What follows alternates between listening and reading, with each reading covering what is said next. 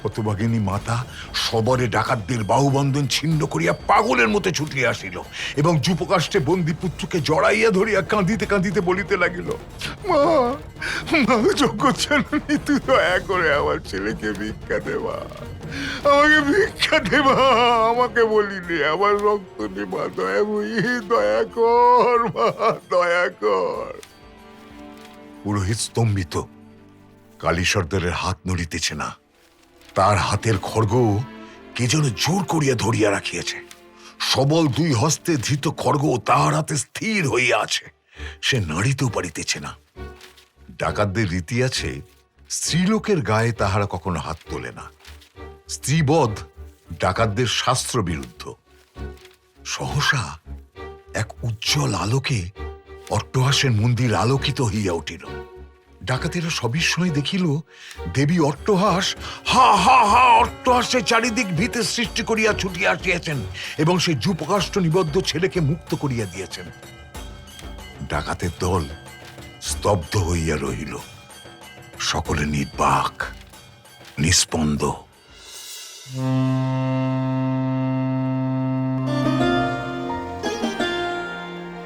মনের বন্দরে দাঁড়িয়ে নোয়ার গল্প জাহাজ এখন শুধু গল্পের সাগরে পাড়ি দেওয়ার অপেক্ষা। এই ছাড়ল গল্প জাহাজ, উঠে পড়ুন শিগগিরই। রকমারি গল্পের 7 সমুদ্র পেরিয়ে চলুন আমরা যাই অনন্য এক আনন্দ সাগরে। নোয়ার গল্প জাহাজ। বাংলার ডাকাত। গল্প যোগেন্দ্রনাথ গুপ্ত। পাঠ সন্দীপ দে। বর্ধমান জেলায় অট্টহাসের মন্দির। ইটের ক্ষুদ্র ঘর, চারিদিকে গভীর বন। ডাকাতের কালী, পাষাণ নির্মিতা মূর্তি, ভীষণ দর্শনা। সেই সময়ের কথা বলিতেছি যেই সময়ে লোকজনের বসতি দূরে ছিল। ভয়েও কেউ সেদিকে সেই বনমধ্যস্থ মন্দিরের দিকে পা বাড়াইত না। তেপান্তরের মাঠের একপাশের ওই বিভীষিকাময় অরণ্যের মধ্যে মন্দির। সম্মুখে বিরাট দিঘি, দিঘির পাড়ে তালগাছের সারি এবং অন্যান্য বড় বড় বুনো গাছ আকাশ ছুঁইয়া আছে। অট্টহাসের পাষাণীকালী জাগ্রতা দেবী। লোকের বাসনা পূর্ণ করেন তিনি, বিশেষত ডাকাতদের। মার কাছে নরবলি দিয়া তবে তাহারা ডাকাতি করিতে যায়। দূর দূরান্তর হইতে স্ত্রীলোকেরা আসে সন্তান কামনায়, পূজা দিয়া মায়ের আশীর্বাদ লইয়া বাড়ি ফেরে। কামনা তাহাদের পূর্ণ হয়। গর্দানমারির মাঠ দিয়া মায়ের মন্দিরে যাইবার পথ। সেই পথে যে যায় সে আর গর্দান লইয়া ফিরে না। শত শত লোকের গর্দান গিয়াছে ওই মাঠে। লোকে তাই সেই তেপান্তরের মাঠের নাম দিয়েছে গর্দানমারির মাঠ। এই মাঠের আশেপাশে ডাকাতের দল নানা ছোট ছোট দলে মাঠে ঢুকিবার পথে যাত্রীদের জন্য অপেক্ষা করিত ও দূরের যাত্রীদের ভুলাইয়া লইয়া যাইত আশ্রয় দিবার অছিলায়। বেহারি বাগদি ছিল গর্দানমারির মাঠের এক দুর্দান্ত ডাকাত। সে ছিল ঠেঙাড়ে, অদ্ভুত শক্তি ছিল তার। তাহার ঠেঙার আঘাতে প্রাণ গিয়েছে বহু মানুষের। তাহার দলে ছিল অনেক লোক, দেশের লোক, বেশিরভাগ ডুমুরদহ, চন্দননগর, সোমরা, হালি শহরের লোক। দলে আরো ছিল বিহারি, হিন্দু ও মুসলমান। অট্টহাসের মন্দিরে নিঃসন্তান মাতারা যেমন মায়ের কাছে সন্তানের কামনা করিত, তেমনি ছোট ছোট ছেলেদের চুলও মানত থাকিত। দেবীর কাছে চুল দিতে লোকেরা আসিত। মেয়েদের সংখ্যাই বেশি। দূর দূরান্ত হইতেও যাত্রীরা আসিত পূজা দিতে। আবার দিনশেষের পূর্বেই ভয়সংকুল পথে তাড়াতাড়ি শহরে পৌঁছিবার জন্য ছুটিত। গর্দানমারির মাঠের নাম শুনিলে লোকে শিহরিয়া উঠিত। প্রতি অমাবস্যার রাত্রিতে দূরের গ্রামের লোকেরা শুনিতে পাইত ঢাকঢোলের গভীর বাজনা। লোকেরা বুঝিত মা অট্টহাস আজ নরবলি গ্রহণ করিলেন। কেহ সাহস করিয়া সেই সময় মন্দিরের দিকে যাইত না। একটা করুণ চিৎকার, হাহাকার ধ্বনি আর ডাকাতদের মুখের চিৎকার, জয় মা কালী! এই রব ধ্বনিত হইত আকাশে বাতাসে। নিরেল নামক গ্রামে ছিল একটি চটি। দোকানদারেরা সেখানে যাত্রীদের খাবার জন্য চাল, ডাল, তেল, লঙ্কা, আলু, তরিতরকারি, কাঠ ও হাঁড়ি কলসি রাখিত। যাত্রীরা মায়ের মন্দির হইতে ফিরিয়া আসিয়া রান্না বান্না করিয়া খাইত। চটির পাশেই ছিল পুলিশের ফাঁড়ি, সেই জন্য লোকে স্থানটিকে অনেক নিরাপদ মনে করিত। প্রকৃতপক্ষে স্থানটি কিন্তু মোটেই নিরাপদ ছিল না। ফাঁড়িদার, গ্রামের চৌকিদার সকলেই ছিল এই ডাকাতদের সাথী। নিরেল গ্রামের এক প্রান্তে ছিল বেহারি বাগদির বাড়ি। সন্ধ্যার পরে বেহারি বাগদির বাড়ির একটি ঘরের বারান্দায় ডাকাতেরা বসিয়াছে, সম্মুখে তাড়ির হাঁড়ি, তাড়ি খাইয়া সকলে বিভোর। বেহারি বলিল, কোন শিকার তো জুটছে না রে কালী। কালী অট্টহাস করিয়া উঠিল।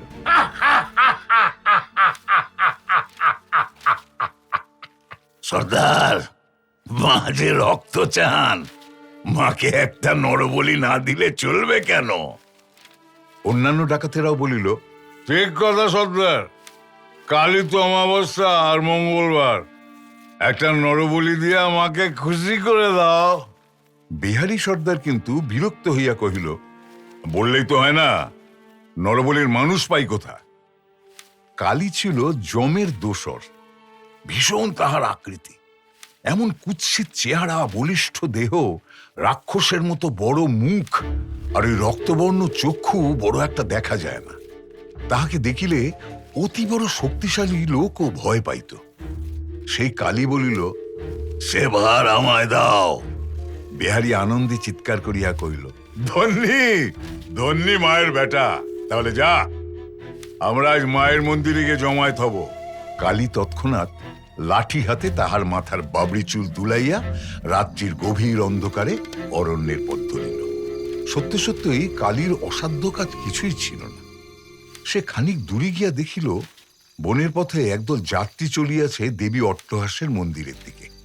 যাত্রীদের মধ্যে স্ত্রীলোক 5-6 জন, একজন বৃদ্ধ পুরুষ, আরেকটি 12-13 বৎসরের অতি সুশ্রী বালক।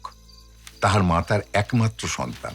মা দেবী দর্শনে একমাত্র পুত্রকে সঙ্গে লইয়া চলিয়াছে অট্টহাস মন্দিরে গ্রামবাসীদের সাথে। সকলে গল্পগুজব করিতে করিতে চলিয়াছে। বৃদ্ধ চলিয়াছেন সকলের আগে পথপ্রদর্শক রূপে, তাহার পিছনে স্ত্রীলোকের দল। মায়ের পাশে চলিয়াছে ছেলে, সকলের পশ্চাতে ভৃত্য, তার হাতে একটি লণ্ঠন। কালী এই দলের একটু দূরে দূরে পথ চলিতেছিল এই যাত্রী দলকে লক্ষ্য করিয়া। কোন সুযোগে সে বালকটিকে চুরি করিয়া লইবে, এই ছিল তাহার মনের বাসনা। কিন্তু বুদ্ধিমান সে, ফাঁড়িদারের এলাকার মধ্যে এমন একটা ভয়ানক কাজ করিলে কখন কি বিপদে পড়িতে হয়, সে ভয় যে তার একেবারে ছিল না তা নয়। ক্রমে প্রভাত হইল। দলের লোকেরা নিরেলের চটিতে আশ্রয় লইল এবং তারপর আবার পথ চলা শুরু করিল। কালী এইবার বিহারী সর্দারের বাড়ি আসিয়া বলিল, সর্দার, ভয় নেই, বলি প্রস্তুত। মা কালী আপনার বলি আপনি জুটিয়েছেন, আমি মায়ের বলি আনবো। তোমরা সব পুজোর আয়োজন করে এই দলের সঙ্গে ভিড়ে যাও। বিহারী রক্তচক্ষু ঘুরাইয়া বলিল, বেশ, তাই হবে। দেখিস, শেষটায় যদি বলি জোগাড় করতে না পারিস, তবে মার অভিশাপে আমাদের নির্বংশ হতে হবে কিন্তু।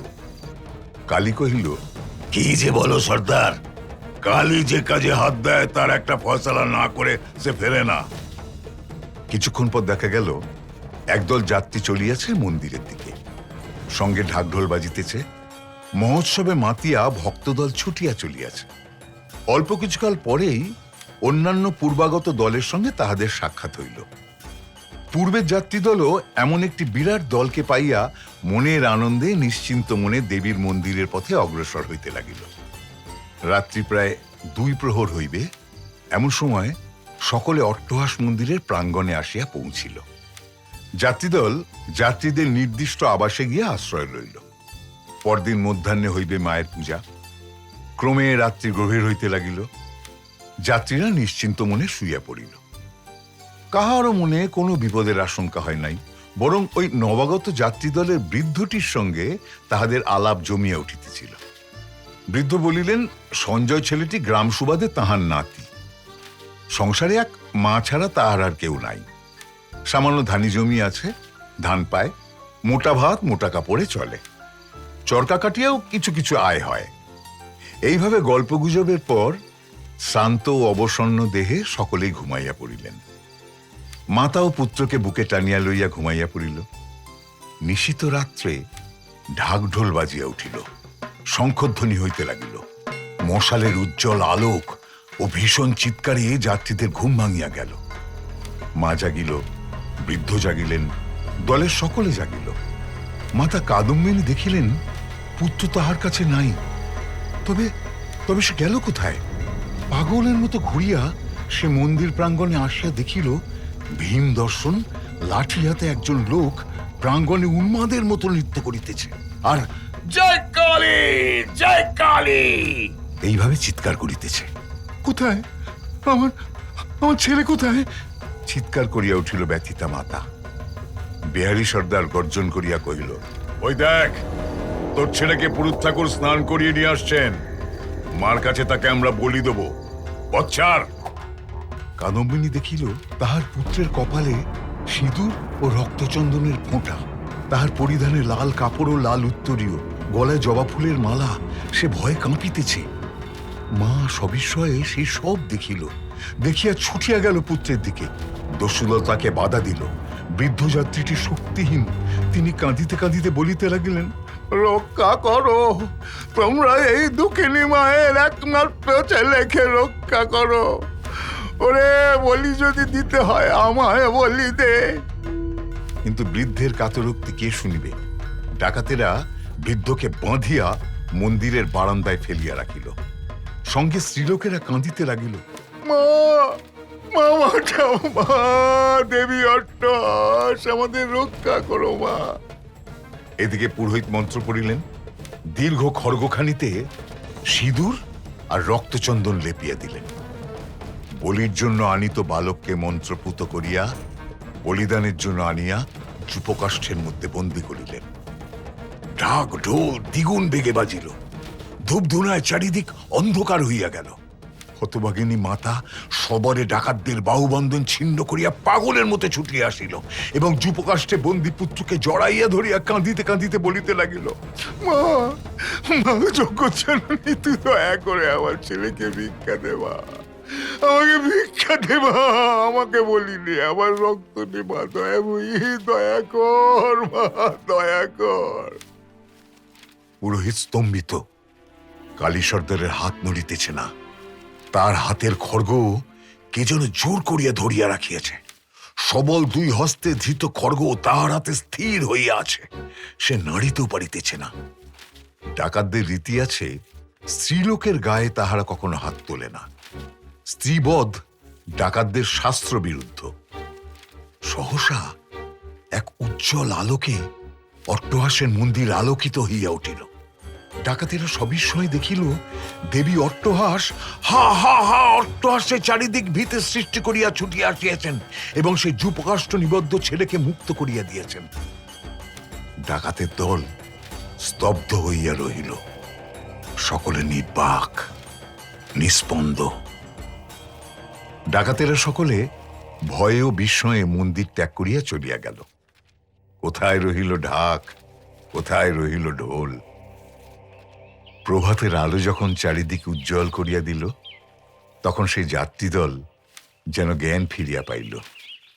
বৃদ্ধ যাত্রী বাহিরে আসিয়া দেখিলেন মাতার আলিঙ্গনাবদ্ধ পুত্র শান্তিতে ঘুমাইয়া আছে। বৃদ্ধ ভক্তিবরে দেবীর পদতলে লুটাইয়া পড়িলেন।